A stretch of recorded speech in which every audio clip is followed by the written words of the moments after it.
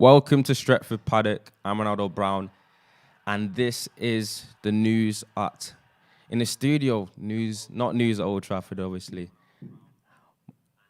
I'm gonna have to obviously silence that when my laptop's doing all sorts of noise. But anyway, yeah, it's the news at the studio. We're not at Old Trafford. You're not gonna get your usual weather report. You're not gonna get your usual little visual image, but it's a little bit of a seasonal change. Anyway, the weather is picking up, but you won't be able to tell.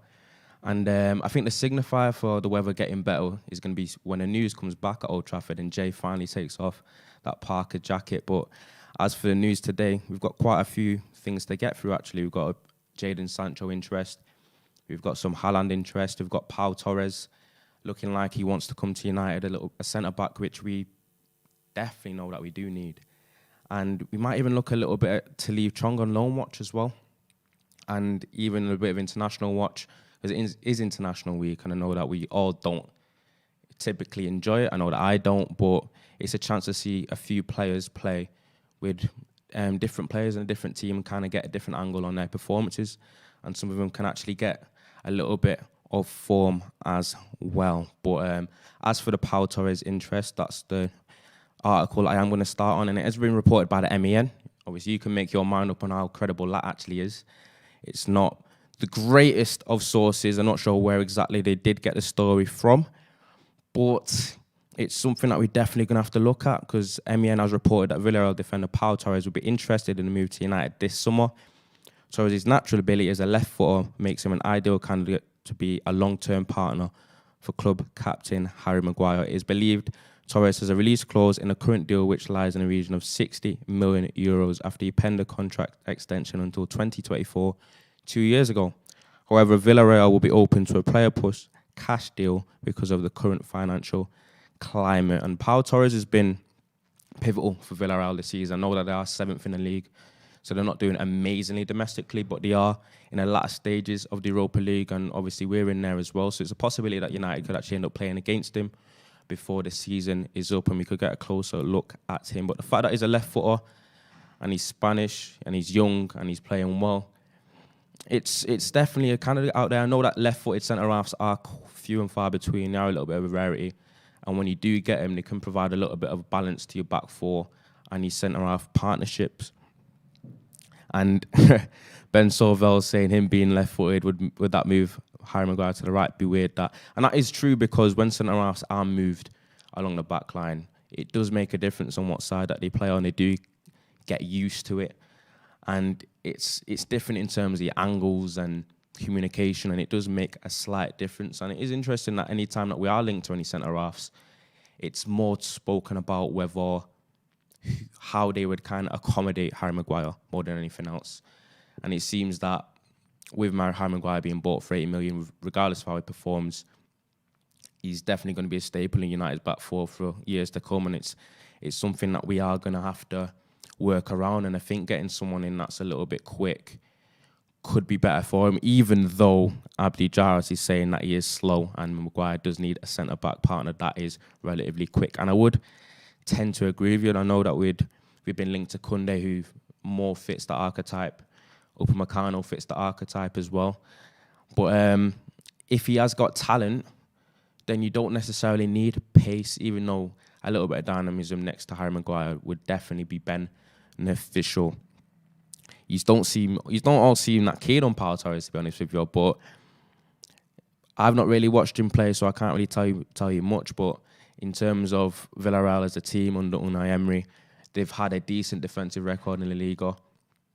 They are in a lot of stages of the Europa League, so for him to be linked to United for I think this is the second summer in a row now, there must be some smoke to the fire. And I think the fact that Ole Gunnar Solskjaer seems to be interested in the fact that he's left-footed and does provide that little bit of balance can't necessarily be a bad thing. But yeah, that man Dan saying Pau Torres, I've been shouting about Pau Torres since last year.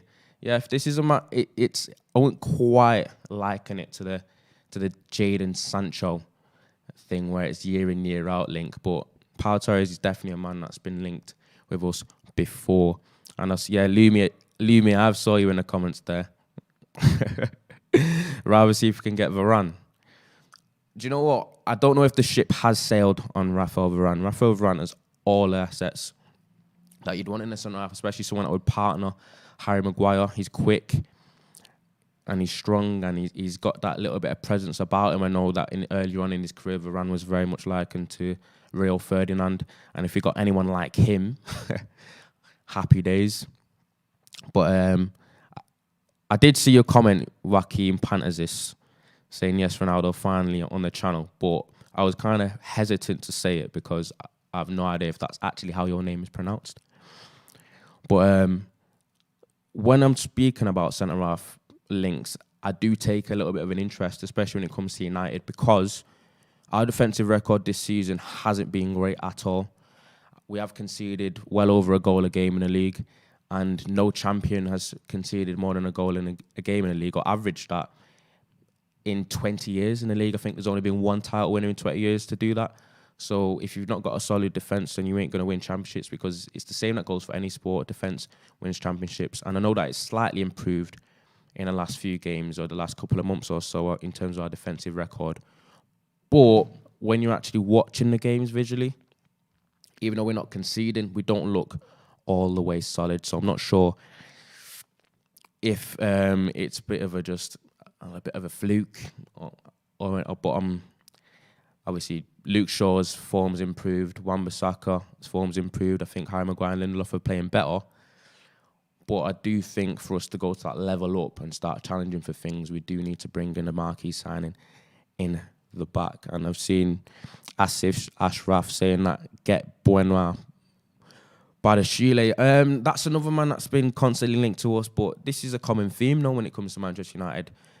You get enough people linked to United that could fill an NFL roster, to be honest with you. And I don't think this summer is going to be any different. So it's going to be up to us as United fans and up to us as a channel to kind of needle out what is actually the better or the likely stories or the more credible stories, because United is a name that's thrown in there to be linked with just about anyone.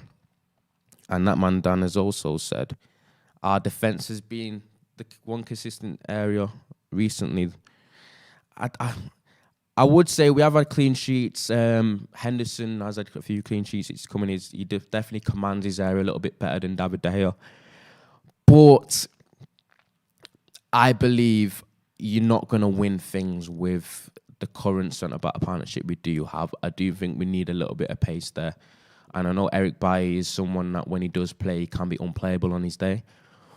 But he's never fit. And I always say the best ability is availability. And unfortunately, Eric Bailly is not often available. So that's pretty much it for the Pau Torres link that we've got on the Pau Torres news stories.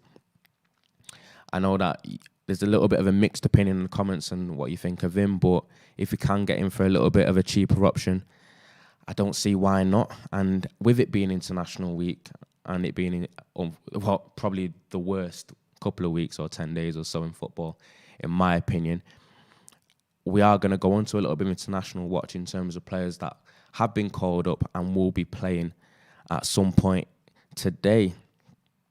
Well, and I know that Sweden are playing today. I know against Georgia. I can see it on the screen now. Spain versus Greece. So Spain will have the likes of, I don't think they'll have David De Gea because of his issues still. Juan Mata possibly. But I'm not sure he still gets called up to Spain anymore. Sweden will have Lindelof on show. We could keep an eye on that. Scotland will have Max Source. England will have Luke Shaw and Harry Maguire. And I don't think we have anyone in Italy on Northern Ireland things. But the one thing that I look at when it's International Week, when in terms of our players being involved, is I'm not necessarily looking at them to play amazing or play well or play loads of minutes. I'm just wanting my players from my club and United to come back in one piece, really. That's pretty much what I'm focused on.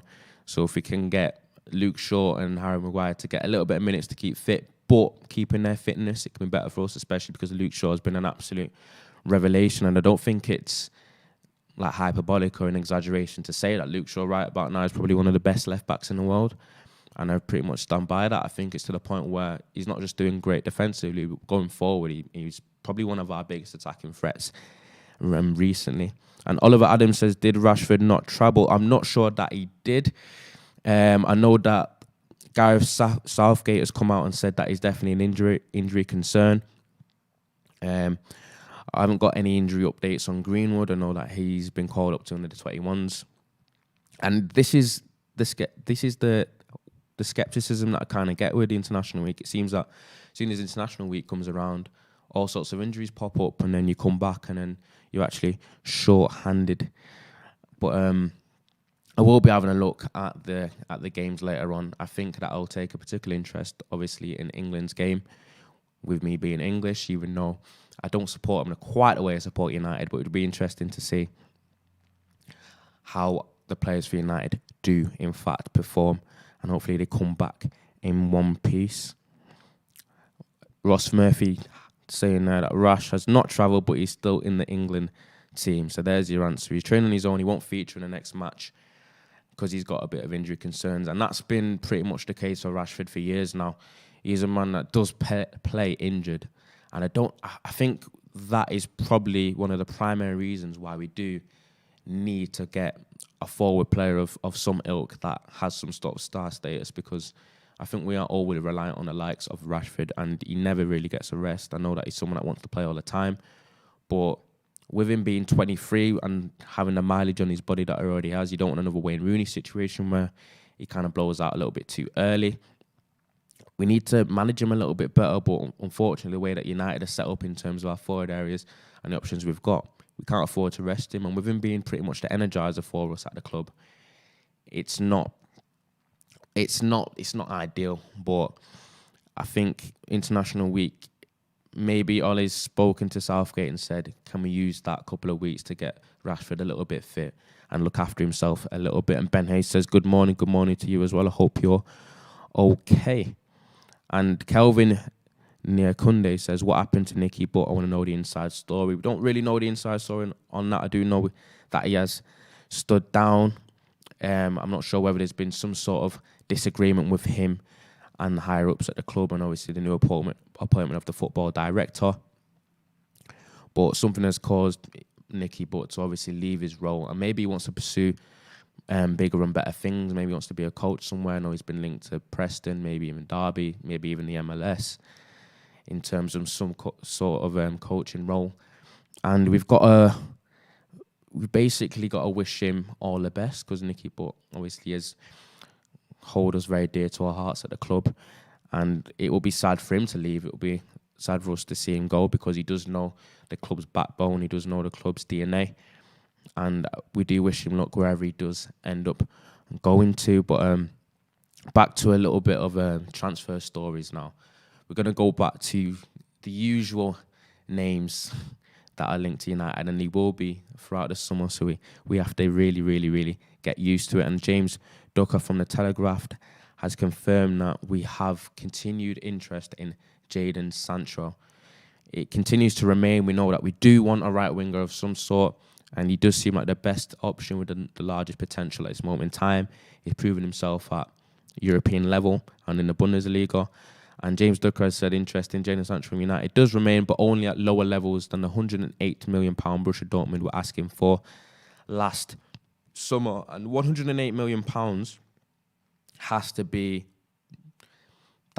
like the sixth or seventh figure that I've heard come out from that, because it was 120, then it was 100, 105, 90, 108. It seems like only United and Dortmund know for sure what exactly was the asking price and what was bidded, because everything else seems to be a little bit of gamesmanship within the media, some propaganda to an extent as well, but if you can call it that. But Jadon Sancho, the interest remains, and so it should. English boy, it fit in seamlessly. He very much fits our kind of gun-ho, fast-paced attacking style that we do prefer to play. And I know that getting Amad Diallo and Pellistri and Greenwood's elevation did cause some people to believe that maybe we don't need to go for Jadon Sancho, and we don't need to stress ourselves with that obviously lofty transfer figure and go for someone like Erling Haaland instead. But I personally believe Jadon Sancho is and always will be the man. And I think United will be a great place for him to go. I know people started to say that he has had a downturn in form this season. I don't know if that's because of all the drama. He wanted to come to United and it ended up happening, and then his head's a little bit all over the place. But in 21 games in the league, he's still got 6 goals and 9 assists, which is 15 goal involvements in 21 games and 3 key passes per 90. That is pretty exceptional, if you ask me. And I think the sky's the limit with Jadon Sancho. He's a man that I've seen since his academy days, and he was always on another level from everybody else.